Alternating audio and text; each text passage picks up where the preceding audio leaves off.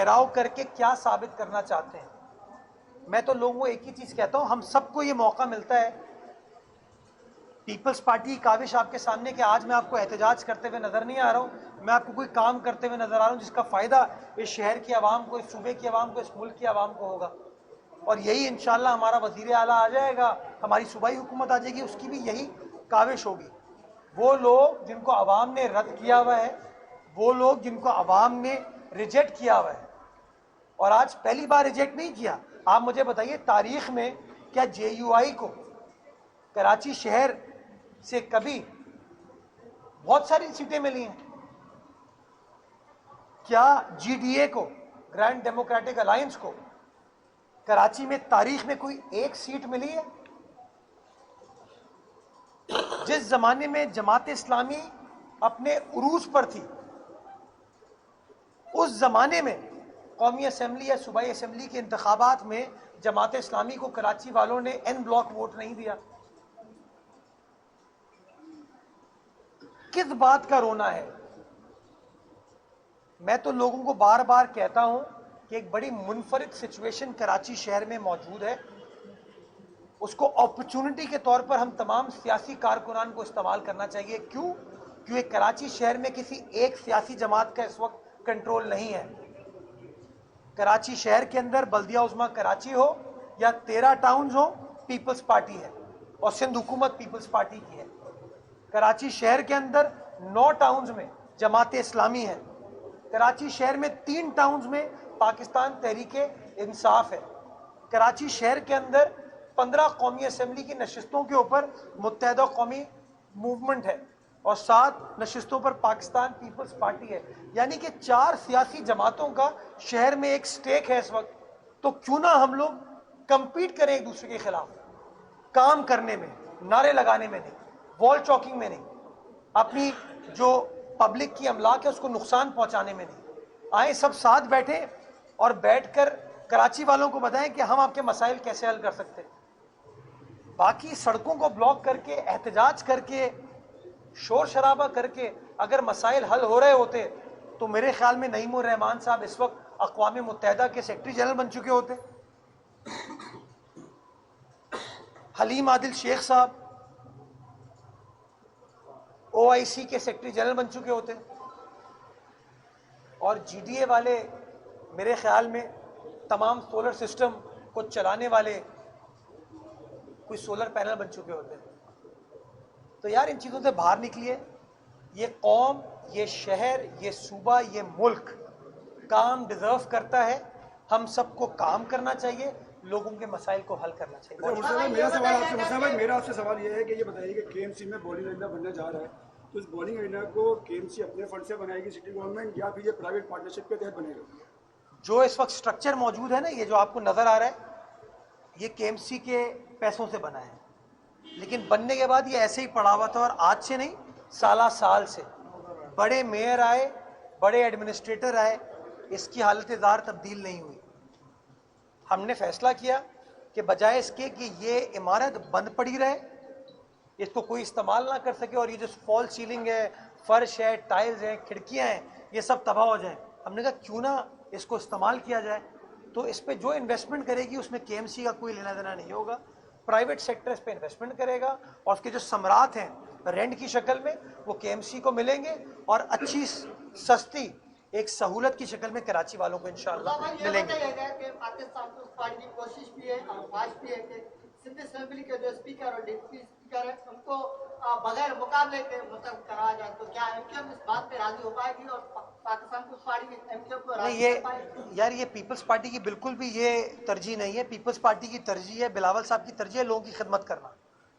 बाकी 2/3 अक्सरियत हमारे पास है, स्पीकर भी हम इलेक्ट करेंगे, डिप्टी स्पीकर भी हम इलेक्ट करेंगे, और लीडर ऑफ द हाउस भी इंशाल्लाह हम इलेक्ट करेंगे। इनके पास लीडर ऑफ द ऑपोजिशन वाली चीज़ आएगी।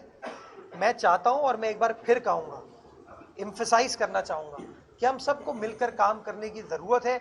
अगर एक दूसरे की टांगें खींचने में लगे होंगे तो ये शहर तरक्की नहीं कर सकता।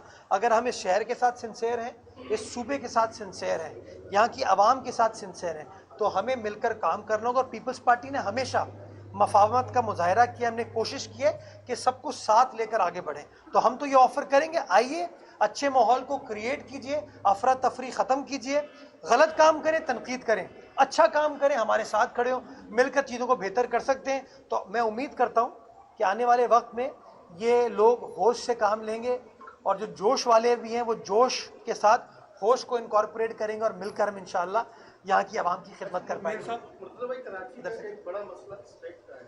कराची में मुख्तलिफ इदारे हैं, गवर्नमेंट हैं, इस तरह मुख्तलिफ अथॉरिटीज़ हैं। उन अथॉरिटीज़ को एक बेंच में दुनिया में होता है कि मेयर होता है, पुलिस भी उसके अंडर में होती है।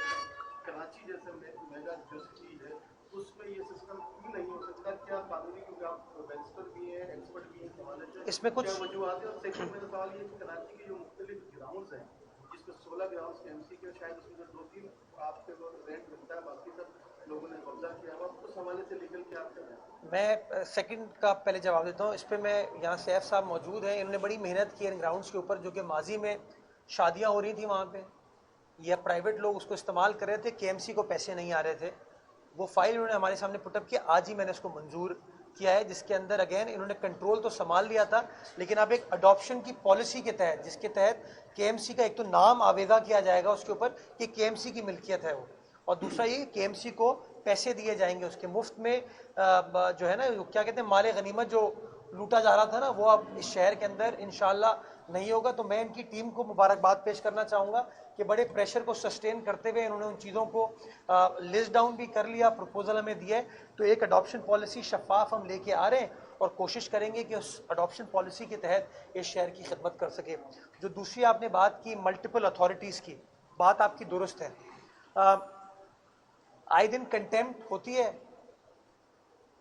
मेरे ख्याल में सुप्रीम कोर्ट ने मुस्तफ़ा कमाल साहब के ज़माने में इस हवाले से फ़ैसला एक किया था।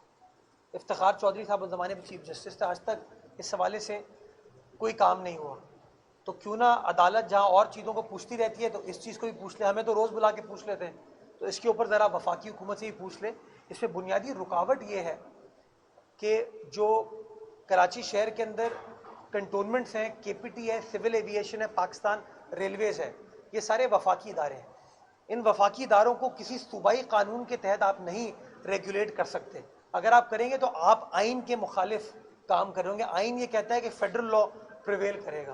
तो एक तो प्रॉब्लम ये है। जो दूसरा सूबाई कवानीन है उसके अंदर काम किया जा रहा है। जैसा कि आप जानते हैं कि हमारी हुकूमत ने जाते जाते Karachi water and sewerage corporation का नया कानून पास किया, जिसके तहत मेयर अब उसका सरबराह हो गया है। Sindh solid waste management board का भी कानून पास कर दिया, जिसके तहत हर डिवीजन के अंदर मेयर जो है उसका सरबराह होगा। इसी तरीके से वाटर सेवरेज कॉरपोरेशन हैदराबाद में, लाड़काना में, नवाबशाह में और सखर में भी इस्टेब्लिश कर दी गई है, कानून बना दिया गया है। सॉलिड वेस्ट के अंदर मेरा बड़ा गिला है लोकल गवर्नमेंट डिपार्टमेंट से, डिस्पाइट द फैक्ट, और मैं वादे करना चाहूँगा डिस्पाइट द फैक्ट कि कानून पास किए हुए अरसा हो गया, मौजूदा केयर टेकर निगरान वज़ीर आला ने कई बार हिदायत दी लोकल गवर्नमेंट डिपार्टमेंट को कि उसकी मीटिंग कॉल करके मामलात को डिवॉल्व कर दें। लोकल गवर्नमेंट डिपार्टमेंट ने उसको डिवॉल्व नहीं किया। तो मैं सॉलिड वेस्ट के मामले में जो कचरे की आपको सूरत नज़र आती है, मेरे अंदर बड़ी रुकावट है कि गो के कानून साजी हो चुकी है, लेकिन वो जो अफसरान बैठे हुए ना, या जो भी निगरान वजीर थे, उनका शायद मूड नहीं था इख्तियारात मुझे देने का, या मुझे क्या हैदराबाद के मेयर को भी देने का, या सखर के मेयर को भी, या लाड़काना के मेयर को भी देने का। तो कानून मौजूद है, लेकिन उसकी अमल दरामद जो है बदकिस्मती के साथ जो मौजूदा ये बल्दियात का महकमा था उसने नहीं किया, जिसकी वजह से मुझे प्रॉब्लम होती है सॉलिड वेस्ट के मामलात को रेगुलेट करने में। बड़ी मुश्किल से उन चीज़ों को हम चलाने की कोशिश करें। बाकी जो आपकी डेवलपमेंट अथॉरिटीज़ हैं, अब नई हुकूमत आ रही है, नई हुकूमत के सामने बात की जाएगी कि जहाँ जहाँ आप अपनी मकामी हुकूमतों को स्ट्रेंथन कर सकते हैं, इंशाल्लाह उनको स्ट्रेंथन किया जाएगा।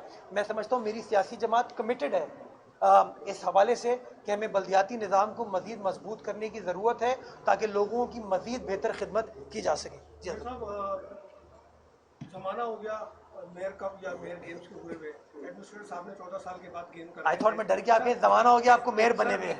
मसला ये है कि आप प्राइवेट पार्टनरशिप के तहत बहुत सारे काम कर रहे हैं, तो एक मेयर गेम्स या कराची गेम्स भी करवा दें। यार ये सियासी गेम्स तो खत्म हो पहले। ये जो रस्सा कशी वाले गेम चल रहे हैं ना, हम अपने स्पोर्ट्समैन को कैसे इनकरेज करेंगे? सुने तो सही, वो क्या रस्साकशी को इंग्लिश में क्या कहते हैं, वो टग ऑफ वॉर, हम स्कूल में करते थे। तो वो जो टग ऑफ वॉर होती है या रस्साकशी होती है, वो मैं एथलीट से तब करा पाऊंगा ना जब हम काउंसिल के मामलात में लड़ाई झगड़ा खत्म हो जाएगा। यार इंतखाबात हो गए, अभी भी एहतजाज चल रहा है। अभी सूबाई और कौमी इंतखाबात हो गए तो वहाँ इन्होंने एहतजाज शुरू कर दिया। मैं समझता हूँ एहतजाज करें, तरीके से करें, लोगों को तकलीफ नहीं होनी चाहिए। इंशाल्लाह इस सियासी रस्साकशी के मामलात को जल्द रिजॉल्व करने में कामयाब होंगे और उसके बाद इंशाल्लाह गेम्स कराएंगे। मेरा एक इरादा है, क्योंकि स्पोर्ट्स फैसिलिटीज़ में मैं खुद साथी तौर पर बड़ी दिलचस्पी लेता हूँ। बिलावल साहब चाहते हैं कि इन सेंटर्स को इस्टेब्लिश किया जाए। आपने देखा है ककरी ग्राउंड, गिजरी है, इब्राहिम हैदरी, शेरपाव कॉलोनी का स्टार ग्राउंड, अभी बख्तियारी यूथ सेंटर हमारा बन रहा है, हिल पार्क, सफारी पार्क, ये हमारा KMC स्पोर्ट्स कॉम्प्लेक्स। हम चाहते हैं कि पहला कराची का फुटबॉल टूर्नामेंट स्टार्ट किया जाए, जिसमें या तो डिस्ट्रिक्ट वाइज कंपटीशन होगा या टाउन वाइज कंपटीशन होगा, और बड़े पैमाने पर हम अपने लोकल ग्राउंड्स पे वो इवेंट कराना चाहेंगे। तो इंशाल्लाह उसके ऊपर मैं काम कर रहा हूँ। तो फुटबॉल, हॉकी, क्रिकेट को इस तरीके से हम करना चाहेंगे। उसके बाद एक बड़े पैमाने पे कराची गेम्स अगर करने की नीयत है हमारी, इंशाल्लाह उसको भी हम करवा के देंगे। अभी तो माशाल्लाह सिंध गेम्स हो रहे हैं, उसको भी हम सपोर्ट करेंगे। अच्छा मतलब एक नया सवाल आपका तो हो गया ना। जिला वस्ती भी असां जो आ बाबा, हाँ दिल मोहम्मद भी असां जो आ, जिला वस्ती जी अवाम असां जी आ। तो बिलावल साहब अपने कारकुनान जो कि गासिबों के शर से महफूज नहीं रहे इलेक्शन के प्रोसेस में, जिनको नुकसान हुआ, शहादतें हुई, उनके ख़ानदान से मिलने के लिए आ रहे हैं, ताज़ियत करने के लिए आ रहे हैं। और मैं समझता हूँ ये फ़र्क है बिलावल साहब में और बाकी लोगों में, कि बाकी लोग तो कहीं आने का तसव्वुर ही नहीं करते या अपने पास बुला लेते हैं ताज़ियत करने के लिए। बिलावल साहब माशाल्लाह वो नौजवान अवामी लीडर है जो कि अवाम के दरमियान रहना चाहता है, रहता है और इंशाअल्लाह मुस्तकबिल में भी रहेगा। अच्छा मुझे मेरा सवाल ये है कि सिंध की गवर्नरशिप जो है वो नून लीग को दे दी गई इस पार्टी ने म्यूचुअल अंडरस्टैंडिंग के साथ। अब उसमें जो है MQM अपना उम्मीदवार लाना चाह रही है और पीपल्स पार्टी अपना PMLN, और MQM में ये अंडरस्टैंडिंग हो रही है कि नून लीग का गवर्नर नहीं बनेगा, गवर्नर MQM का आएगा। तो क्या इस पार्टी इस चीज़ को मंजूर कर ली है खामोशी से? हम भी एहतजाज करें, फिर वो सड़कें ब्लॉक कर दें। हाँ आपने नून लीग से मेरा गवर्नर देखिए, हमने नून लीग को कुछ शराइत के ऊपर उनके साथ इत्तेहाद में आए हैं, और मैं समझता हूँ हमारी भी जिम्मेदारी है और नून लीग की भी जिम्मेदारी है कि उन शराइत को मनोवन फॉलो करें। तो हमने चूँकि सिंध में जिस बड़े पैमाने पर पाकिस्तान पीपल्स पार्टी को सपोर्ट किया गया, वोट मिले, हमने तो उनके सामने कहा था कि जी सिंध का गवर्नर भी पाकिस्तान पीपल्स पार्टी का होना चाहिए। लेकिन फिर अंडरस्टैंडिंग ये हो गई कि पंजाब का गवर्नर पीपल्स पार्टी को मिलेगा और सिंध का गवर्नर जो है वो नून लीग को मिलेगा। तो मुआहिदा है नून लीग को देने का। तो अगर MQM नून लीग में जम हो रही है तो बेशक नो प्रॉब्लम, लेकिन अगर MQM अलग है, नून लीग अलग है, तो मैं समझता हूँ फिर वो उस मुआहिदे की पासदारी नहीं कर रहे। तो मैं समझता हूँ हमें कोशिश ये करनी चाहिए कि जो अंडरस्टैंडिंग हुई है, जो अग्रीमेंट हुआ है, उसकी पासदारी की जाए। अगर नून लीग को MQM को गवर्नरशिप देनी थी या देनी है तो उनको फिर पीपल्स पार्टी से ये मुआहिदा नहीं करना चाहिए था। चूँकि उन्होंने हमसे मुआहिदा किया है, मैं उम्मीद करता हूँ कि मियाँ शहबाज शरीफ साहब भी, मियाँ नवाज शरीफ भी और नून लीग की सारी हुकूमत इंशाअल्लाह उस मुआहिदे का, उस अंडरस्टैंडिंग की पासदारी करेगी और जो कमिटमेंट दो तरफा हुए हैं उन कमिटमेंट्स को इंशाअल्लाह मनोवन फॉलो किया जाएगा। हम यही चाहते हैं। बहुत शुक्रिया।